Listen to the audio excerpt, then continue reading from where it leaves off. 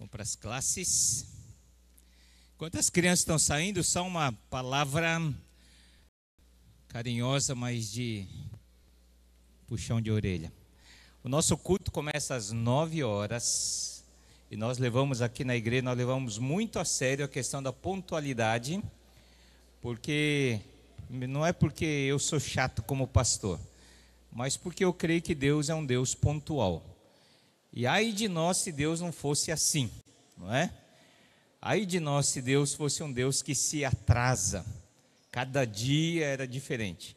Mas Deus é um Deus pontual, e não só por isso, mas porque por reverência, por consideração e por adoração a Deus. Então eu te desafio a chegar mais cedo um pouquinho. Se você quiser chegar até um pouco mais cedo, das 8h30 até as 9, nós temos um tempo de oração ali.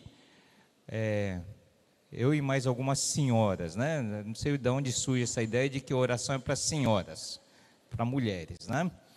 Não, eu e mais algumas pessoas ali, nós reunimos ali no berçário, mas é aberto a toda a igreja. Se você quiser chega às 8h30 até as 9, é um tempo curto, mas nós oramos pela igreja, oramos por vocês, para Deus trazer as pessoas certas aqui, com necessidades diferentes, mas que Deus ministre o coração de cada um. Então ninguém está aqui por acaso hoje, ninguém está aqui porque não tinha outra coisa, por obrigação. Deus o trouxe aqui, e nós temos orado por isso. Então chegue na hora, chegue um pouco antes, não perca o tempo do louvor. Por quê? O culto já começa com o tempo de ministração. Deus fala conosco através das músicas. Os cânticos são nada mais do que mensagens cantadas, que nos faz lembrar daquilo que Deus fala na sua palavra. Então teve vezes, eu não estou falando isso por falar, teve vezes que depois do tempo do louvor, para mim eu já estava satisfeito, porque Deus já havia falado ao meu coração, né? Então prepare, porque na correria não dá para Deus falar com a gente, não é verdade? Então venha, peça para Deus falar ao seu coração através dos cânticos. É impressionante como o Guedes falou domingo passado, a gente não combina com os dirigentes, mas novamente hoje, assim como foi domingo passado em outros, Deus fala ao coração, prepara o coração do dirigente e junto, casa com o assunto. Hoje a mesma coisa você vai ver, não é? Então Deus não quer a sua música como nós acabamos de cantar, né? Deus quer o seu coração, e Deus usa a música para falar o nosso coração a respeito disso, né? Eu já falei para vocês, mas já teve vezes na igreja que pastoreamos em São Paulo, uma pessoa realmente desistiu de se suicidar, porque Deus falou com ela através de um cântico no tempo de louvor. Então não ache que o louvor é um tempo de preparo para a mensagem, ou para esperar os atrasados. Não é isso, não é isso. Tá? O pessoal do grupo de louvor prepara com carinho, eles oram sobre isso, preparam, ensaiam durante a semana, ensaiam no sábado, ensaiam antes do culto, para que Deus fale conosco através disso. Amém? Vamos orar? Obrigado, Senhor, porque estamos aqui hoje, não porque decidimos, porque não tinha outra coisa, mas estamos aqui, ó Pai, porque o Senhor nos trouxe. E o Senhor nos trouxe porque tem uma palavra especial para cada um de nós nessa manhã. E só o Senhor pode falar de uma forma oportuna e apropriada a cada um, porque Tu és Deus, e através do Espírito Santo, então o Senhor pode usar a Tua palavra que é viva para falar de acordo com o que cada um precisa. Então eu te peço em nome de Jesus, que ninguém saia daqui do mesmo jeito que entrou, Senhor, mas que saia daqui com a certeza de que o Senhor falou conosco, pois oramos em nome de Jesus. Amém. Todos nós adoramos alguma coisa. Tem muitas coisas que nós adoramos, não é verdade? Muitas coisas, muitas coisas. E a pergunta nessa manhã é: o que ou quem você e eu adoramos? O que ou quem você e eu adoramos? Alguém disse que todo mundo adora algo ou alguém. A única alternativa que temos é o que ou quem vamos adorar. Mas todos nós adoramos alguma coisa ou alguém. Ninguém é ateu o suficiente para dizer assim, não, eu não adoro nada. Mesmo o ateu materialista muitas vezes, mas ele adora alguma coisa. Tem uma série de estudos, se você procurar no YouTube, você encontra Ídolos do Coração, de Ted Tripp. Muito bom, cinco estudos sobre ídolos do coração. Tá? Então, se você quiser, procure lá, achem. Muito bom essa série de estudos que ele fala sobre ídolos do coração. E lá ele disse que idolatria é o tema, é o problema, é o pecado mais frequentemente mencionado na Bíblia. É o assunto mais comentado na Bíblia, é idolatria. Sabia disso?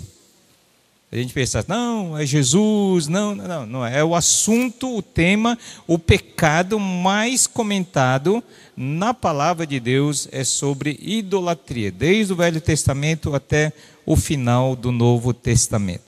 Mas a pergunta é, o que é idolatria? Se eu perguntasse aqui, quem é idólatra?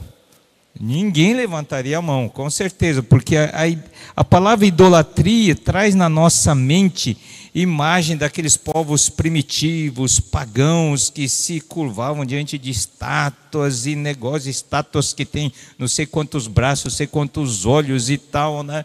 Então, a ideia de idolatria para nós é algo assim muito antigo, de povos assim, sem cultura nenhuma, né? Então nós achamos que não tem nada a ver conosco. Pois bem, vamos lá para o Velho Testamento, não é o nosso texto principal, mas lá em Êxodo capítulo 20, quando Deus traz para o povo, ou coloca para o povo os 10 mandamentos. Na verdade, esse título, os 10 mandamentos, está errado, isso não é inspirado, foi alguém que colocou, porque na verdade não tem isso, não. 10 mandamentos, são 10 palavras, tanto é que é chamada de decálogo também, 10 palavras de Deus para o povo. E muitos, quando começam a ler isso, têm uma noção muito errada, muito negativa de Deus, porque não entende todo o contexto. Vamos pensar, vamos relembrar um pouquinho. Em Gênesis capítulo 12, Deus chama Abraão e fala, Abraão, eu vou fazer de você uma grande nação. Aí depois vem toda a história de Gênesis, como é Gênesis capítulo 12, depois tem a história de Abraão, depois de seu filho Isaque, depois Jacó. Tá? Então em capítulo 39 começa a falar sobre a história de José. Né? E na época de Jacó com seus filhos, 12 filhos, eles vão lá para o lado do Egito, por causa da fome. E lá no Egito, o povo começa a se multiplicar, muito, muito, muito. Só que se ergue um faraó que não havia conhecido José, a palavra de Deus diz isso, que ele começa a ver no povo hebreu uma ameaça, porque estava crescendo demais. Então ele começa a ver a ameaça e transforma o povo hebreu em escravo. Começa a oprimir, e o povo começa a clamar a Deus, clamar a Deus. E a Bíblia diz no início de Êxodo que Deus ouviu o clamor do seu povo, e Deus decide libertar o seu povo, através de Moisés. Vocês conhecem a história, logo no início, Êxodo capítulo 2 em diante.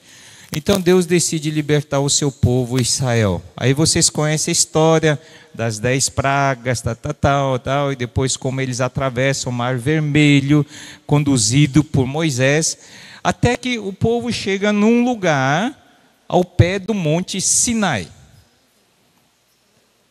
Aí Moisés sobe aquele monte para se encontrar com Deus, e Deus fala com Moisés, e através de Moisés então é que Deus dá esses 10 mandamentos, entre aspas. Foi nesse contexto aqui, né, do povo, ao pé do Monte Sinai, que Deus então dá essas 10 palavras.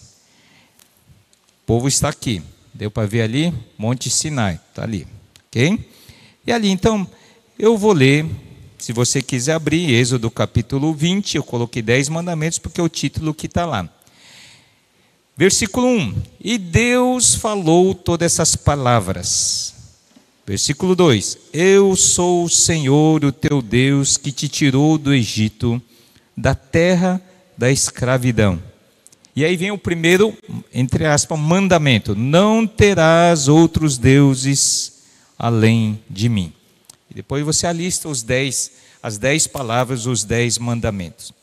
Quando você vê esse primeiro, quando Deus fala assim, não terás outros deuses diante de mim, parece que a ideia que para muitos vem é assim, puxa, mas que Deus, né? Um Deus egoísta, um Deus que não quer concorrência com outros deuses, um Deus muito inseguro talvez, sei lá, mas estranho, né? Porque Deus chega e fala, olha, eu sou o único Deus, não vai ter outro Deus, ok? Só que a gente esquece do contexto todo. Deus estava tirando o povo de Israel do Egito, um país muito pagão, idólatra. Tanto é que, por exemplo, eles adoram o Deus maior, é o Deus Sol. O faraó era praticamente um representante desse Deus Sol, e faraó era um rei, era um Deus praticamente. O rio Nilo era um Deus. Até os crocodilos do rio eram considerados deuses. Então, muitos deuses ali. E até, inclusive, cada um daquelas 10 pragas, Deus estava combatendo e vencendo deuses do Egito. Isso é um estudo para outra hora. Deuses do Egito. Né? E Deus estava tirando esse povo que estava permeado, encharcado dessa idolatria toda, e Deus está formando um povo. Tá? Veja esse conteúdo. Deus está formando um povo. E Deus está falando, olha, cuidado. Então não é no sentido negativo, mas Deus está falando assim, olha, eu te tirei do Egito, e eu vou formar através de vocês um povo. E para o bem de vocês, não tenha outros deuses além de mim. E eu não preciso provar que eu amo vocês, porque eu tirei vocês lá do Egito. Vocês não eram nada lá. Da mesma forma, nós tendemos a pensar isso de Deus. Quando vemos princípios da palavra de Deus, nossa, que Deus egoísta, que Deus que proíbe isso, proíbe aquilo. Nós temos essa ideia de Deus. E nós nos esquecemos que Deus entrou na história através de Jesus Cristo, do seu Filho Jesus Cristo. E através de Jesus Ele pagou a nossa dívida ali na cruz para nos comprar, para nos libertar da escravidão, do pecado. E por isso Ele nos dá princípios para o nosso bem como povo de Deus. E não como algo negativo. Princípios foram dados para a nossa segurança, para a nossa proteção. Não como algo restritivo, como negando algo de bom. É como aquela figura, aquela ilustração, né, daquela pipa que está sendo empinada ali, né? Aí tem a linha e tem a pipa voando ali. Agora, de repente, a pipa pode dizer assim, mas essa linha está me prendendo, está me restringindo a minha liberdade. Eu quero voar livremente. Aí ele rebenta, né, de uma forma imaginária, mas ele rebenta aquela linha. E o que acontece? A linha que ele achava que o prendia, que o segurava e o protegia do vento, quando ele corta aquilo, o próprio vento que o leva para cima acaba derrubando. Os princípios da palavra de Deus são assim para nós, é para nossa segurança, não para nos prender ou para nos escravizar. O que nos escraviza é o pecado. É isso que Deus estava tentando mostrar para o povo de Israel. Eu libertei vocês do Egito. Vocês estavam no meio de todo aquele misticismo todo. E o que vocês estavam? Como é que vocês estavam? Mas agora eu quero fazer de vocês um povo, meu povo. Quero que vocês experimentem a verdadeira liberdade. Mas para que isso aconteça, primeiro, e ele toca no cerne da questão. Ele pega justo ali na bucha e fala, eu sou o Senhor teu Deus. Então você não pode ter outros deuses além de mim. E ele vai explicar melhor isso. O maior problema da idolatria, como diz Martinho Lutero, não existe qualquer possibilidade de quebrarmos qualquer um dos outros mandamentos sem antes quebrarmos este.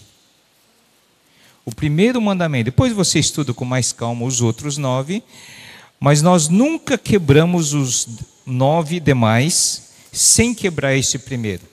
Se você colocar no lado positivo leve a sério o primeiro mandamento, você não vai ter problema com os outros. Essa é a ideia. Simplesmente nos outros 9 ele vai destrinchar a ideia de que se tivermos outros deuses no nosso coração, não vamos conseguir cumprir os outros princípios. E é interessante, porque ele continua dizendo assim: não farás para ti nenhum ídolo, nenhuma imagem de qualquer coisa no céu, na terra ou nas águas debaixo da terra. Não te prostrarás diante deles, nem lhes prestará culto. O grande problema é que quando nós criamos ídolos, eles começam a nos seduzir, começam a exigir que a gente se prostre, e de repente a gente se torna escravos desses ídolos. Você vai falar, mas não tem nada a ver com isso. Calma, nós vamos chegar a esse ponto. O problema dos ídolos é esse. Começa como algo inocente, mas ele começa a exigir a nossa adoração, começamos a nos prostrar e de repente começamos a servi-los. Começa a acontecer com qualquer Deus. O povo percorre cerca de 40 anos e aqui estão eles na entrada da terra prometida, na beira do rio Jordão. E antes de entrar na terra prometida, Deus pede para Moisés relembrar o povo das coisas. Que coisas? Justamente esse, Deuteronômio 6, versículo 4. Ouça, ó Israel, o Senhor, o nosso Deus, é o único Senhor. Ame o Senhor, o seu Deus, de todo o seu coração, de toda a sua alma e de todas as suas forças. Deus é o único Senhor. Por quê? Lembra que já estudamos sobre isso, que Deuteronômio é o livro que Deus escreve para o povo, preparando para entrar numa nova terra, uma nova fase da vida deles. E Canaã, a semelhança do Egito, talvez até pior, Canaã era uma terra totalmente idólatra. Lá havia deuses como o deus do dinheiro, Mamon, Deus Moloque. E depois no Novo Testamento fala sobre Apolo, Afrodite, etc, etc. Mas eram povos idólatras. Moloque, por exemplo, era o deus que exigia o sacrifício de filhos.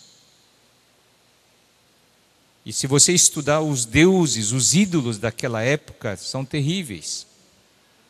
E Deus está preparando o povo para eles entrarem nessa terra e falar assim: vocês vão estar cercados de povos idólatras. Então, cuidado, né? Lembre-se que o Senhor é o único Deus que está preparando para isso. Agora você vai falar assim: bom, mas eu não tenho nada a ver com esses povos da antiguidade. 1 Coríntios 10, versículo 6 diz: essas coisas, leia com cuidado o que vem antes ali, a queda do povo, a não entrada do povo na terra prometida, e essas coisas ocorreram como exemplos para nós, para que não cobicemos coisas más como eles fizeram, não sejam idólatras como alguns deles foram. Essas coisas, versículo 11, aconteceram a eles como exemplos e foram escritas para advertência para nós sobre quem tem chegado o fim dos tempos. A gente tem a tendência de olhar para a idolatria como sendo um problema dos povos pagãos primitivos, lá do passado, que não tem nada a ver conosco. Deus Moloque, que exigia o sacrifício dos filhos. Agora eu pergunto, esse Deus já não existe mais? Quantas mães e pais têm sacrificado os filhos ainda vivos? Sem contar a questão do aborto. Mas têm sacrificado os seus filhos em função da sua carreira profissional. E falando assim, não, eu estou trabalhando bastante para o futuro dos meus filhos. Seus filhos não querem o futuro, seus filhos querem o seu presente. Não são coisas que eles querem. O Deus Moloque está presente nos dias de hoje. O Deus Mamon, Deus do dinheiro. Em São Paulo, quando eu passo por lá, aí conversando com amigos, o ritmo de vida deles, o homem volta para casa às 9h30, 10 horas da noite. Isso é normal. Que tempo que ele tem com o filho pequeno? Que tempo? Esses deuses ainda existem na nossa época. Muitos e até cristãos têm sacrificado os filhos para esses ídolos. A idolatria está no cerne do coração do ser humano. Temos a tendência de sermos idólatras. Se não for Deus, vai ser outra coisa ou alguém, né?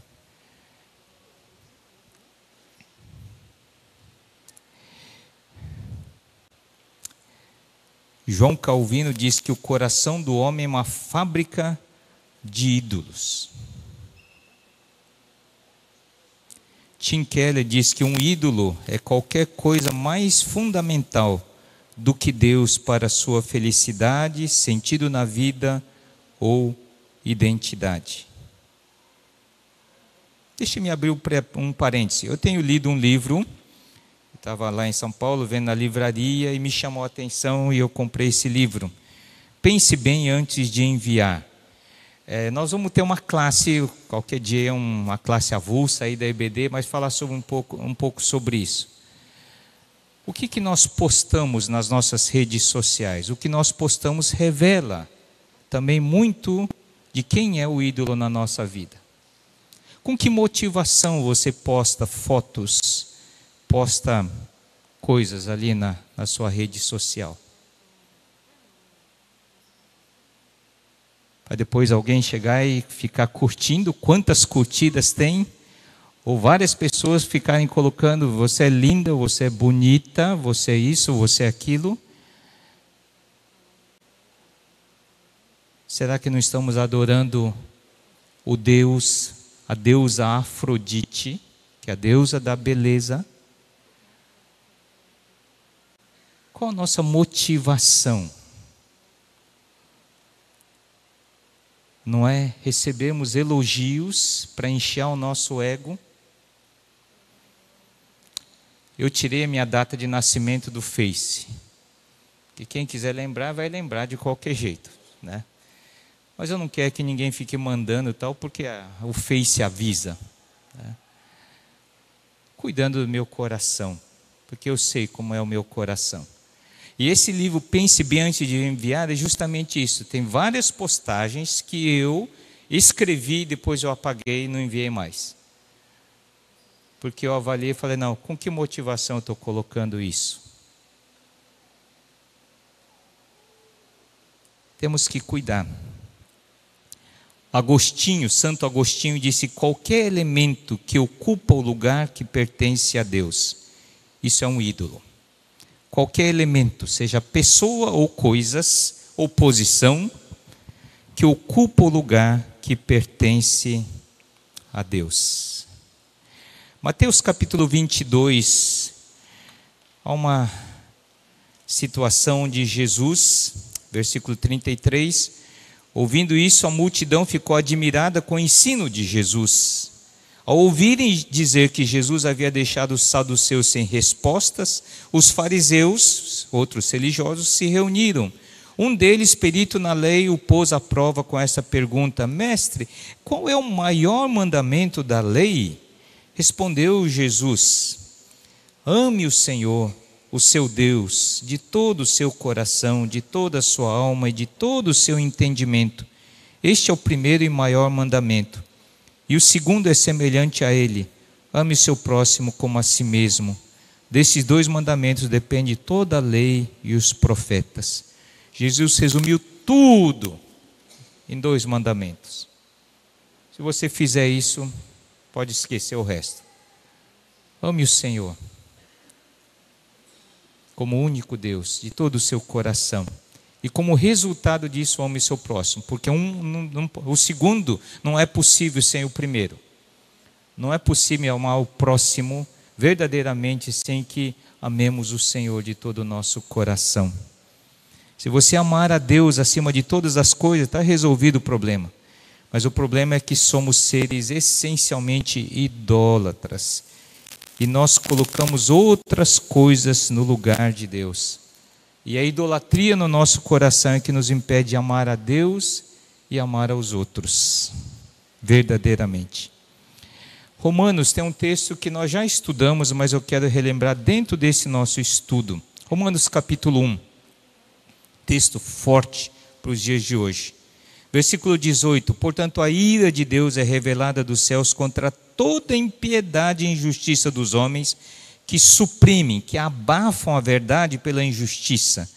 Pois o que de Deus se pode conhecer é manifesto entre eles, porque Deus lhes manifestou.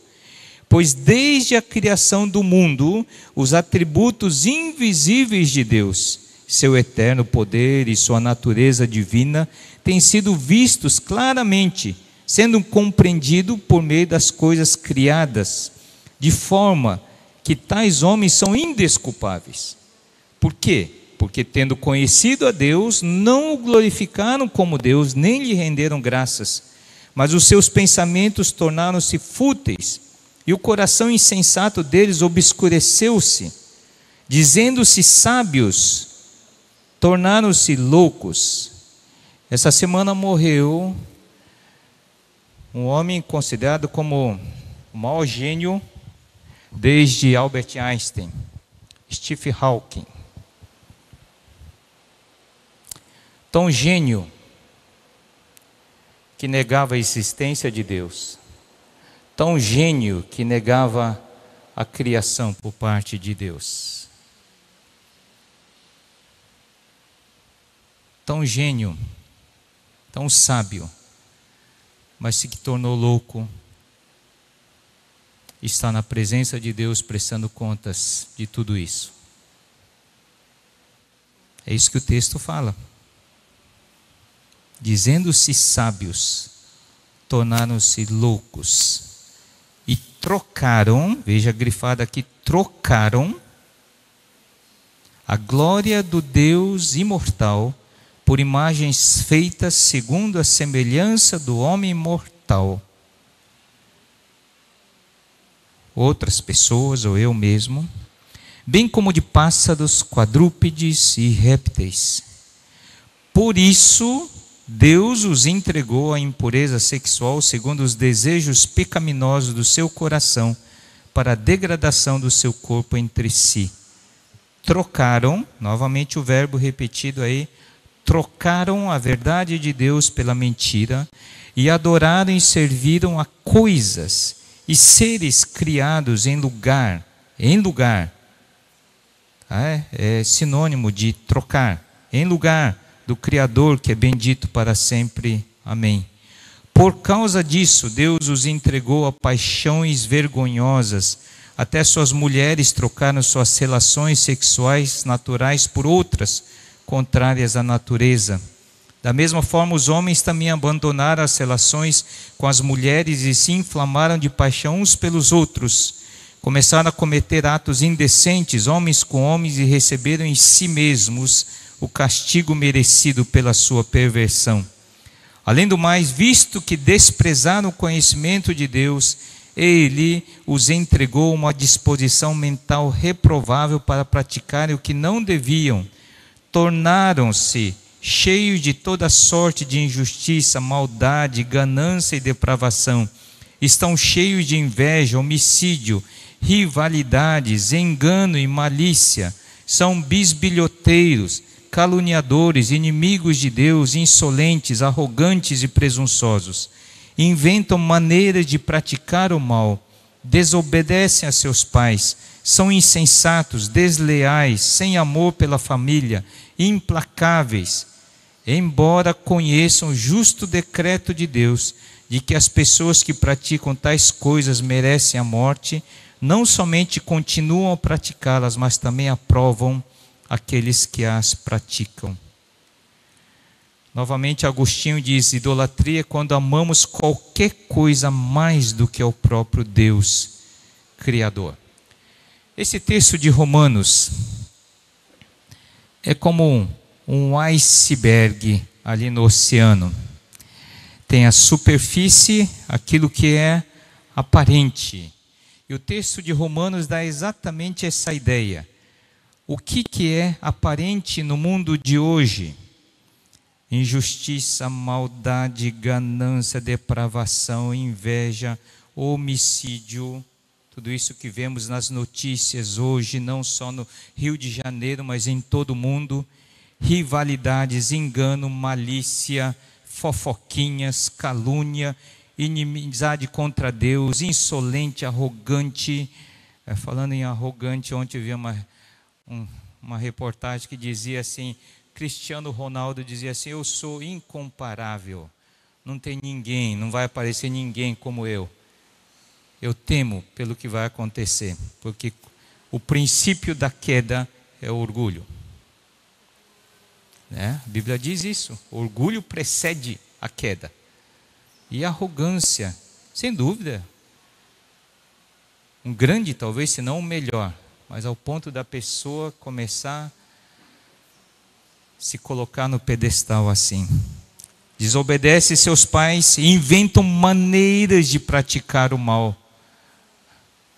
Eu não sei em outros países, mas no Brasil é impressionante a capacidade, a criatividade para fazer o mal. Às vezes penso, se isso fosse canalizado para o bem, quantas soluções teriam de problema? Mas a capacidade para enganar, para, de alguma forma ter vantagem. Desobedecem aos seus pais. É interessante, a desobediência aos pais colocar na mesma categoria dos outros pecadões. Insensatos, desleais, sem amor pela família, implacáveis. Agora, tudo isso aqui que está aqui, é o aparente. Porque diz aqui, versículo 20, tornaram-se. É resultado. Resultado, não é a causa principal. Vamos lá. E são os sintomas visíveis. Qual é a causa real que o texto de Romanos nos dá? Por que o mundo está assim? Por que a gente vê tanta violência, tanta maldade, tanta corrupção, tanta inveja, tanta coisa, Por que a gente vê isso? São sintomas. Não adianta atacar sintomas. A causa principal está ali, invisível. Diz, versículo 23, trocaram a glória do Deus imortal. Versículo 25, trocaram a verdade de Deus pela mentira. E adoraram e serviram, versão revista atualizada diz, a criatura em vez do Criador, em lugar do Criador. Essa é a causa principal. E essa é a causa principal que muitos de nós, a maioria de nós cristãos, também não conseguimos vencer pecados e tentações na nossa vida. A causa principal é essa. Como o Fabinho estava compartilhando aqui, porque quem está no trono não é Deus, é o eu. É minha reputação, é minha imagem, é meu desejo de ter mais e mais e mais. É como uma árvore. Os sintomas visíveis são os frutos. Então, se você quer mudar alguma coisa, não adianta querer trocar os frutos.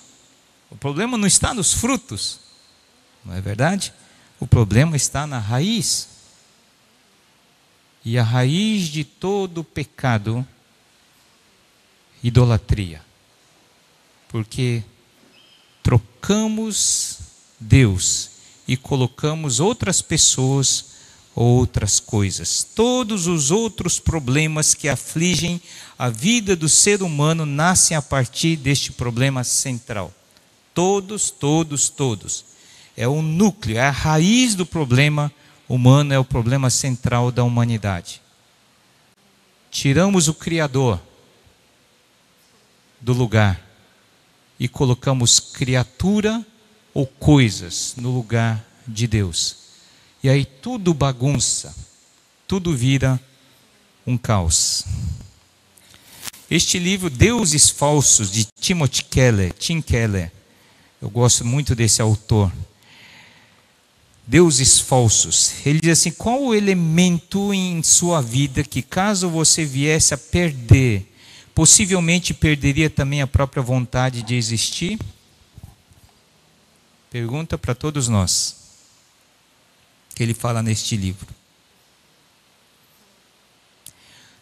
Ninguém admite ser idólatra. Todos nós falamos: não, Deus, eu adoro a Deus, eu adoro a Deus. Isso na nossa profissão de fé. Mas e na prática?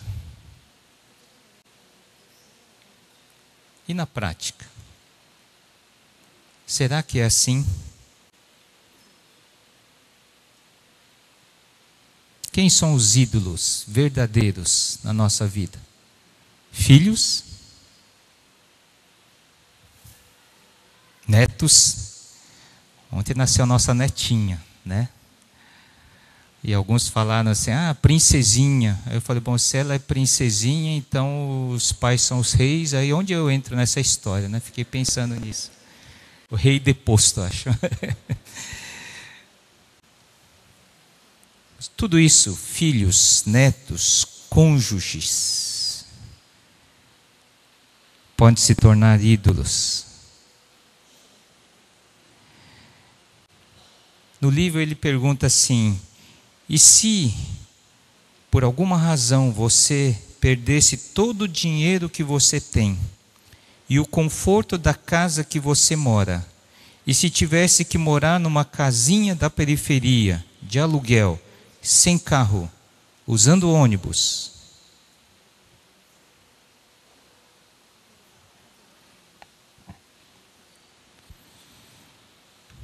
São perguntas que temos que fazer.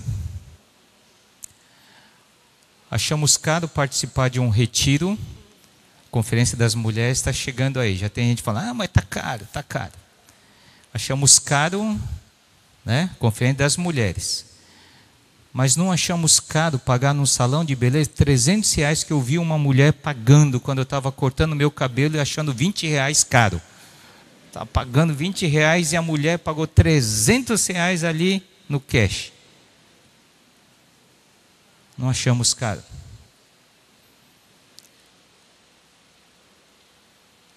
O da deusa Afrodite. Não que há errado cuidar da beleza, mas o problema é o lugar que ela ocupa.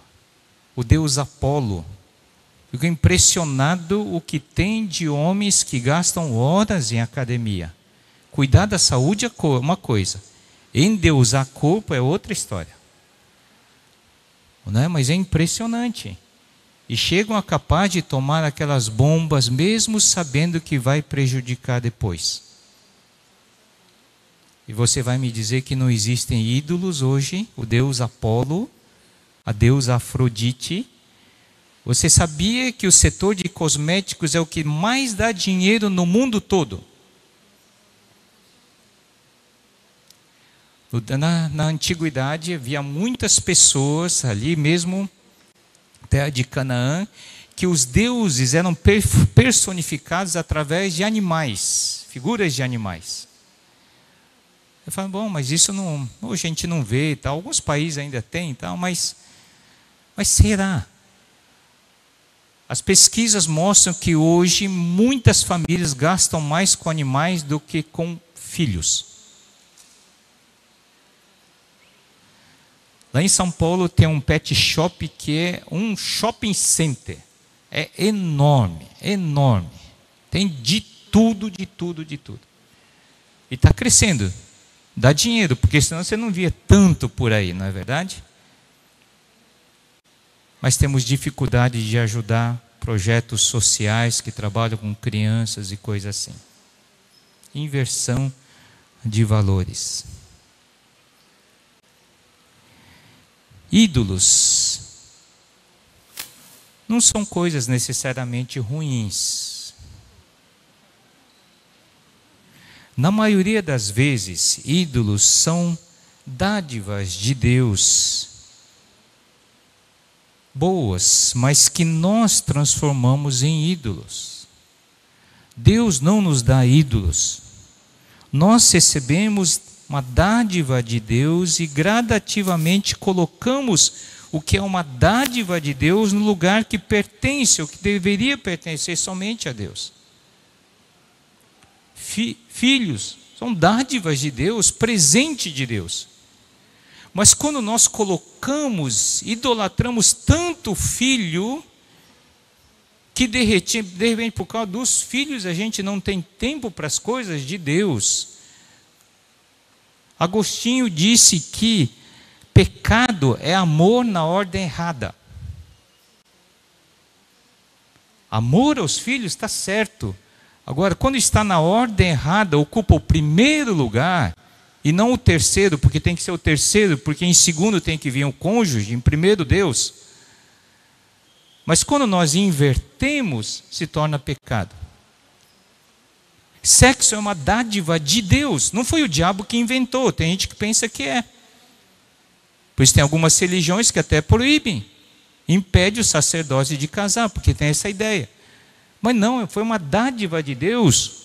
O sexo foi dado antes da queda do homem. Mas o que é que acontece? Inverte-se o lugar do amor a isso. E coloca como algo mais importante do que outras coisas. Carreira profissional, está certo. Nós precisamos trabalhar para sustentar a família. Mas o amor à carreira profissional, quando fica acima, em vez de ocupar um lugar abaixo do terceiro, Deus, cônjuge, filhos, quando ocupa um lugar acima, nós sacrificamos filhos, sacrificamos família. Diz as pesquisas que a maioria dos executivos bem-sucedidos são frustrados na sua família. A maioria dos executivos das grandes multinacionais são frustrados nas suas próprias famílias. Porque não é possível inverter a ordem sem sofrermos as consequências. O grande problema é que transferimos para outras coisas. Que coisas? Filhos, cônjuge, sucesso profissional, segurança financeira, bens, aparência física, prazer, reputação, imagem. A expectativa que essas outras coisas nos dê o que só Deus pode nos dar. Coisas criadas não podem substituir o lugar que pertence ao Criador. Sabe por quê? Principalmente porque coisas criadas, e nós somos criaturas também, não podem preencher aquele lugar que só o Criador pode preencher em nossas vidas. E o que acontece? Satisfaz por um tempo, mas depois precisamos de mais. Porque os ídolos sempre querem mais devoção da nossa parte. Pessoas que idolatram o dinheiro nunca estão satisfeitos. Sempre querem mais, sempre querem mais. Sempre.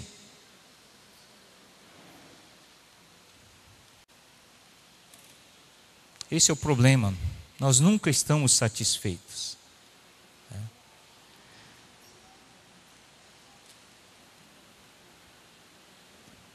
E a outra razão, diz no livro, é que esses ídolos acabam nos comendo vivos. Porque exige a nossa devoção e um dia vai acabar nos matando. Mesmo que não fisicamente, mas nos matando ainda vivos. antes de sermos enterrados. É isso que a gente vê, né? É que a gente não conhece os bastidores, né? Hoje, atualmente, isso é uma estatística, a cada 40 segundos, uma pessoa se suicida no mundo. A cada 40 segundos, uma pessoa se suicida no mundo. E não são pobretões, não são pessoas que não têm nada. Mas são pessoas que correram e serviram, se prostraram perante os variados deuses, mas aquilo não preencheu o seu coração.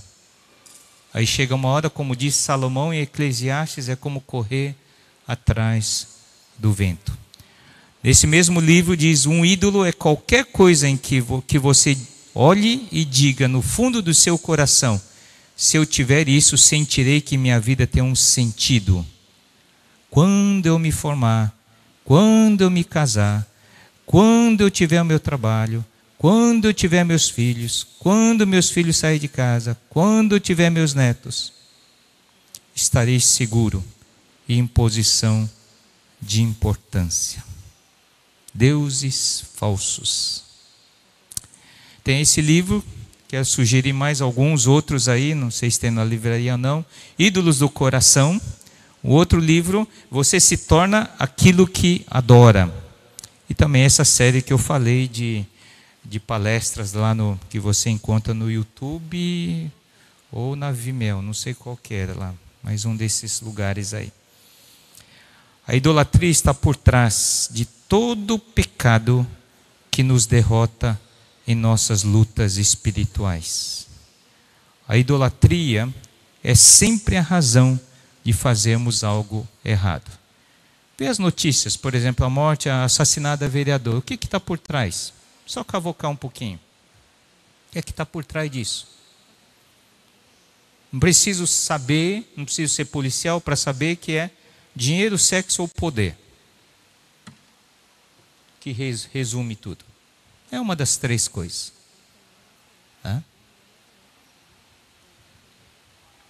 A idolatria está por trás de todo pecado que nos derrota em nossas lutas espirituais. Isso na minha e na sua vida cristã também. É a mesma coisa. Quando invertemos nossa sequência de valores, a ordem certa das prioridades, o nosso amor é invertido a ordem, aí temos problema. Quando tiramos Deus, na prática, porque na teoria, todos nós cristãos falamos, não, nós adoramos a Deus. Cantamos aqui, cantamos, sabemos. Mas a questão é na prática. O uso do nosso tempo, as prioridades, o que ocupa nossa mente, o que fazemos quando não somos obrigados a fazer alguma coisa, o que somos quando estamos sozinhos, quando ninguém vê o nosso computador, quando estamos acessando, o que estamos lendo, qual o nosso tempo de lazer. Tudo isso mostra quem é o nosso Deus. Não é aquilo que falamos ou cantamos. É isso que mostra quem realmente é o nosso Deus. Queria terminar com esse videozinho de uma palestra de Tim Keller, bem curtinha.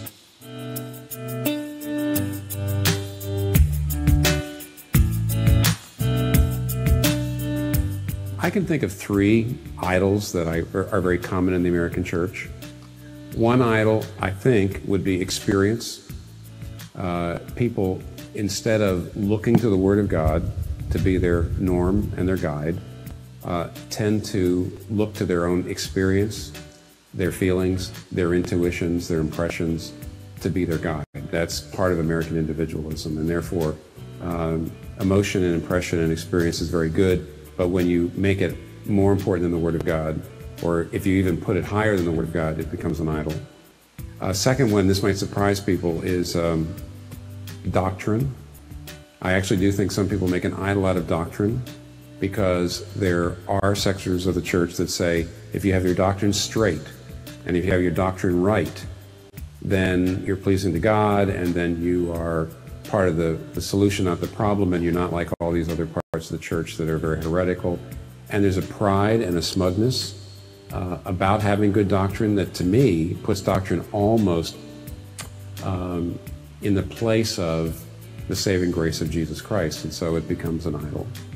And I think probably lastly, there is such a thing as a big problem we have is consumerism, and that is that instead of people looking to the church as a place where they give themselves in community, they look at it as a place where they're going to get the services they want.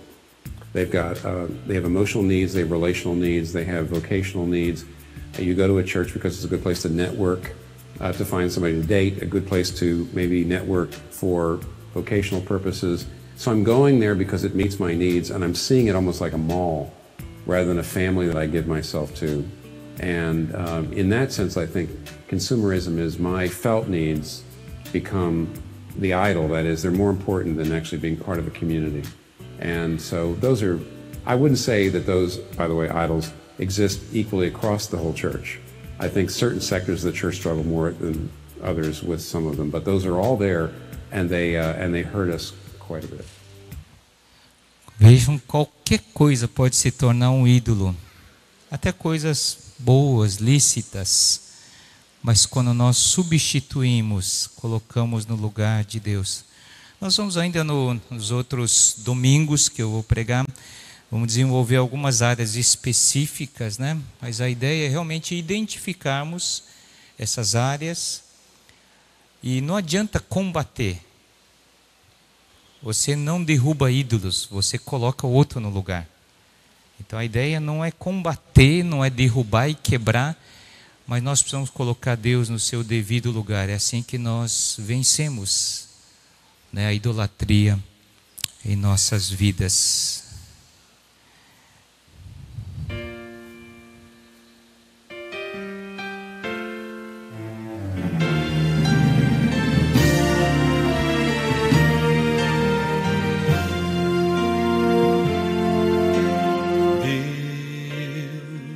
Somente Deus criou o mundo e o que nele há. O ser que pode respirar existe para mostrar a glória do Senhor. Deus, somente Deus, os seus mistérios pode revelar. Os seus desígnios quem jamais um dia conheceu, pois Deus somente é Deus. Deus, somente Deus, domina o trono do universo. E a voz da criação se erga para dar louvor somente a Deus.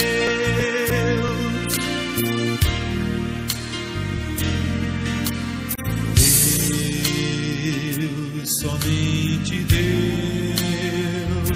eternamente em nós há de inspirar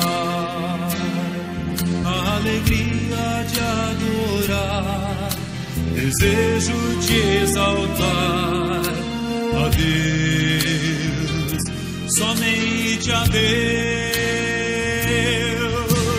Deus, somente Deus, domina o trono do universo.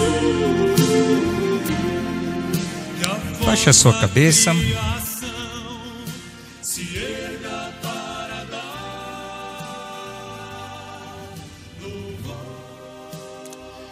Essa questão da idolatria, como é no coração, é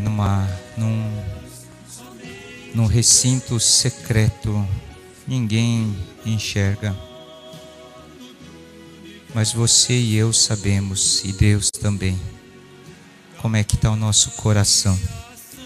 os ídolos que temos guardado no nosso coração, que carinhosamente nós acariciamos na nossa vida.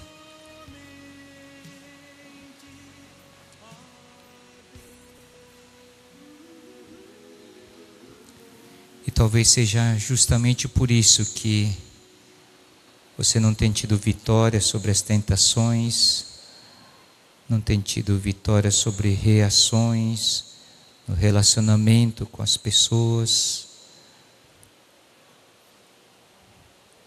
não tem conseguido levar uma vida cristã séria.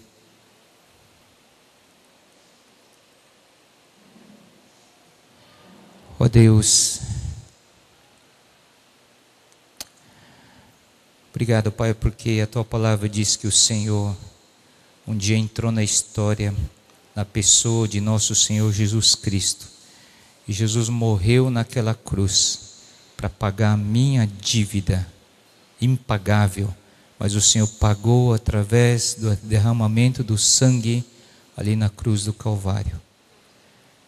Para que através da sua morte eu e cada um aqui pudéssemos ter vida.